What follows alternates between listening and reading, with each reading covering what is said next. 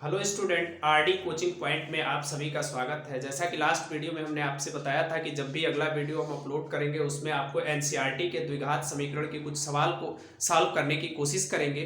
तो आज हम कुछ सवाल को सॉल्व करेंगे जिसमें हम ये देखेंगे कि कोई द्विघात समीकरण दिया है तो उसको हम कैसे हल करते हैं। मान लीजिए कि एक क्वेश्चन ये है x² + 3x - 10 = 0 दिया हुआ है। इसका हमें क्या करना है, मूल ज्ञात करना है, यानी x का मान ज्ञात करना है। तो इसके लिए जो सबसे आसान तरीका है, सबसे पहले हम इसका गुणा यहां करते हैं, यानी 1 × -10। कितना हो गया ये? -10। बीच में आपके पास कितना है? प्लस का 3 है। अब आपको करना यहां पर क्या है कि 3 को ऐसे दो भागों में तोड़िए कि गुणा करने पर -10 और जोड़ने पर +3 आ जाए। तो इसके लिए हम क्या कर सकते हैं, +5 और -2। अगर +5 और -2 करते हैं तो 5 में से 2 अगर माइनस होता है तो प्लस का 3 आ जाएगा, और 5 दूनी 10 और प्लस और माइनस मिलके क्या हो जाएगा? -10। अब देखिए इसको अगली लाइन में आप क्या लिख सकते हैं, x² + 5x - 2x - 10 = 0। यानी ये जो 3 है इसको अब दो पार्ट में आपने तोड़ लिया। अब इन दोनों को हम एक साथ ले लेंगे, इन दोनों को एक साथ ले लेंगे। इन दोनों में आप देख पा रहे हैं कि x कॉमन है तो x + 5 हो जाएगा। यहां अगर हम -2 कॉमन लेते हैं तो ये x + 5 = 0 हो गया। ठीक है, तो दो ब्रैकेट में आपको दो चीजें मिली। अब यहां से आप x + 5 अगर कॉमन ले लेते हैं तो यह आपका क्या हो गया, x + 5 और x - 2। यानी इसका गुणनखंड आपने कितना कर लिया, x + 5 और x - 2। अब यहां पे क्या करेंगे आप, जब x + 5 = 0 तो x = कितना आ जाएगा, -5। अगली बार में जब आप लिखेंगे जब x - 2 = 0 तो x = आ गया +2। ठीक है, x बराबर निकालेंगे आप, 2 को पक्षांतर करेंगे, +2 हो गया। यानी ओवरऑल इसका अगर आप सॉल्यूशन देखें तो x के दो मान आ गए, एक आ गया आपके पास 2 और एक आ गया -5। ये जो आपके पास x का मान आया है यह इस द्विघात समीकरण का गुणनखंड हुआ, यानी इसका फैक्टर हमने किया तो x की वैल्यू निकाल ली 2 और -5। यह जो दोनों मान है आपके, यह आपके कहलाते हैं द्विघात समीकरण के मूल। यानी आपके पास जो शुरुआत में समीकरण दिया हुआ है x² + 3x - 10 = 0, तो इस समीकरण के दो मूल आपको मिल गए, x² 2 - 5। यानी x² + 3x - 10 के लिए आपको दो मूल मिले, 2 और -5। तो यह आपका एक सवाल हुआ जिसका गुणनखंड हम लोग इस तरीके से करने की कोशिश करते हैं। ठीक है, एक और दूसरा सवाल इसी तरह से करके देखते हैं कि उसका गुणनखंड हम कैसे करते हैं या उसमें x की वैल्यू कैसे फाइंड आउट करते हैं। मान लीजिए कि आपके पास एक दूसरा सवाल ऐसा है, 2x² + x - 6 = 0। ठीक है, इसका हमें गुणनखंड निकालना है। इसके गुणनखंड के लिए हमें क्या करना पड़ेगा, सीधा सिंपल एक ही तरीका है, इसका मल्टीप्लाई यहां करिए, यानी कितना आ जाएगा, 2 × -6 = -12। ठीक है, यहां बीच में देखिए आपके पास कितना है, 1 है, प्लस का 1 है। अब इस प्लस के 1 को हमें दो ऐसे पार्ट में तोड़ना है कि ये आपका क्या हो जाए, जोड़ने पे या घटाने पे +1 आ जाए और गुणा करने पे -12 आ जाए। तो आपको ध्यान है इसका फैक्टर अगर करें तो ये हो जाएगा +3 और +4 और -3।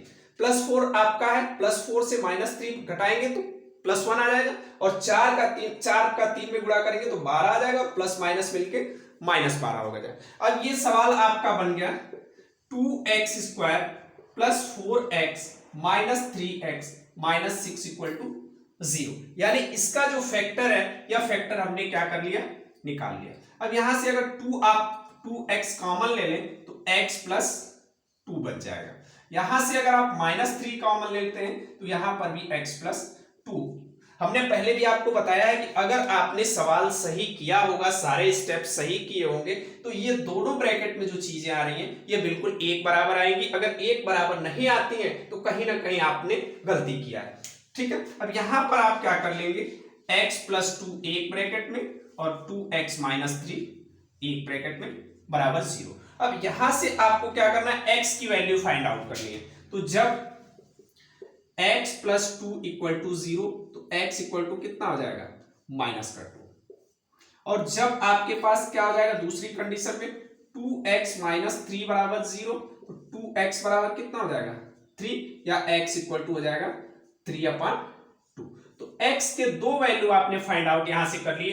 एक वैल्यू आपके सामने जो मिला वो वैल्यू आपके सामने क्या आ गया, x इक्वल टू -2 और x इक्वल टू, तो यानी ओवरऑल जो x की वैल्यू निकल के आई वो -2 और 3/2, यही इसका आंसर हो जाएगा। और इसका सलूशन ये निकल के आएगा। इस तरीके से हम इसका क्या करते हैं, गुणनखंड करने की कोशिश करते हैं। गुणनखंड करने के बाद हमें ये चीजें निकल के आती हैं कि इस तरीके से हम इसका सलूशन करते हैं। अगला सवाल इसमें देखते हैं क्या कह रहा है। एक और गुणनखंड करना है आपको, इसको गुणनखंड करके हम देखते हैं कि इसका गुणनखंड कितना आता है, उसके बाद देखेंगे हम कि कितना इसका आंसर निकल के आता है। इसमें आपके पास एक सवाल है तीसरा, 2x² minus x plus 1/8 equal to 0। इसका अगर हम सोल्यूशन करें तो क्या निकल के आता है, देखिए यहां पर थोड़ा सा आपके लिए दिक्कत यह है कि क्या किया जाए। इसका ये 1/8 है, यहां हम गुणा करेंगे तो थोड़ा सा हमारे लिए मुश्किल होगा। थोड़ा सा इसको हम और सिंप्लीफाई करने की कोशिश करते हैं। अगर इसका हम एलसीएम पूरे का ले लें तो एलसीएम 8 आ जाएगा। ठीक है, जब एलसीएम 8 आएगा तो 8 दूनी 16x² हो जाएगा, और यहां हो जाएगा 8x और प्लस 1 इक्वल टू 0। ठीक है, ये आपके पास आ गया। अब यहां पे क्रॉस मल्टीप्लाई अगर आप करेंगे तो 16x² minus 8x plus 1 equal to 0। ठीक है, अब क्या हो गया यहाँ पे, अब देखिए ये अब आपका द्विघात समीकरण बना। इस एक का गुणा आप कर ले 16x², तो 1 गुणे 16, तो यहां पे आपका प्लस का 16 आ जाएगा, और बीच में आपके पास कितना है, माइनस का 8 है। तो माइनस के 8 को दो ऐसे भागों में तोड़िए आप कि गुणा करने पे प्लस का 16 आ जाए और जोड़ने पे माइनस का 4 आ जाए। तो ये हो जाएगा आपका माइनस का 4 और ये हो जाएगा माइनस का 4। -4 और 4 मिलके -8 होगा, और 4 चौक को 16 हो जाएगा। तो इसको आप लिख लीजिए 16x² minus 4x plus 1 equal to 0।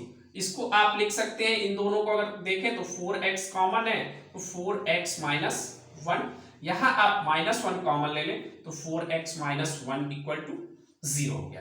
अब यहां से इसको आप सॉल्व कर लीजिए तो क्या हो जाएगा, 4x माइनस 1 और 4x माइनस 1 इक्वल टू 0।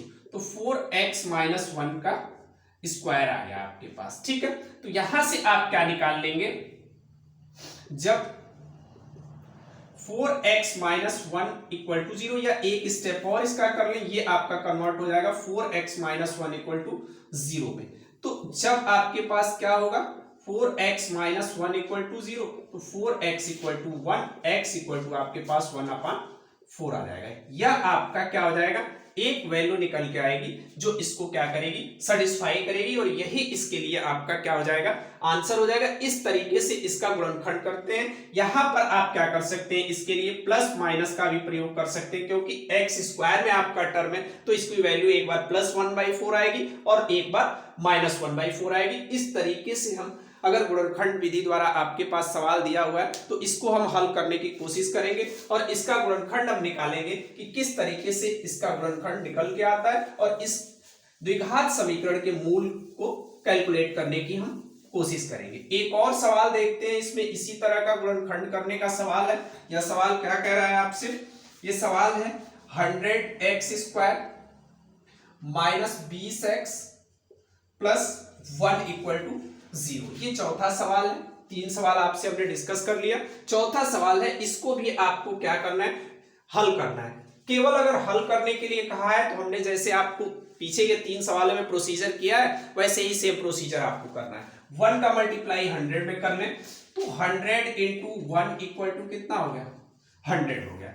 यहां पर बीच में कितना है, माइनस का 20 है। माइनस के 20 को दो ऐसे पार्ट में आप तोड़िए कि जोड़ने या घटाने पे -20 हो जाए और गुणा करने पे प्लस का 100 हो जाए। तो आपके पास एक टर्म क्या है, माइनस का 10 और माइनस का 10।